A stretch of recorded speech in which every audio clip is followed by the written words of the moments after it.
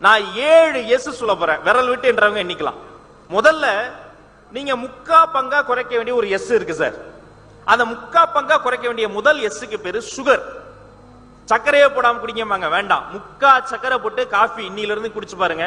முதல் 2 நாள் ஒரு மாதிரி இருக்கும், ஆனா உடம்பு 3ஆம் நாள்ல இருந்து அதுக்கு அடாப்ட் ஆயிடும். ரெண்டாவது எஸ், அரை பங்கா குறைக்க வேண்டிய ஒரு எஸ் இருக்குங்க, அதுக்கு பேரு சால்ட். அரை உப்பு போட்டு நீங்க சாம்பார் சாப்பிடுங்க, அரை உப்பு போட்டு கீரை சாப்பிடுங்க, அரை உப்பு போட்டு ஒரு புடலங்காய் சாப்பிட்டு பாருங்க. ஒரு நாள்ல உங்க உடம்பு வந்து நீங்க ரொம்ப ஆரோக்கியமா ஃபீல் பண்ணுவீங்க. உங்களுக்கு வேர்க்கும் போது கஷ்டமா இருக்காது, வேர்த்தா நல்லா இருக்கும். மூணாவது, நீங்க வந்து 1/4 பங்கா குறைக்க வேண்டிய ஒரு எஸ் இருக்குங்க. அந்த எஸ்க்கு பேரு ஸ்ட்ரெஸ். என்ன வந்தாலும் ஒரு ஸ்ட்ரெஸ் வந்துரும் தெரியுமா?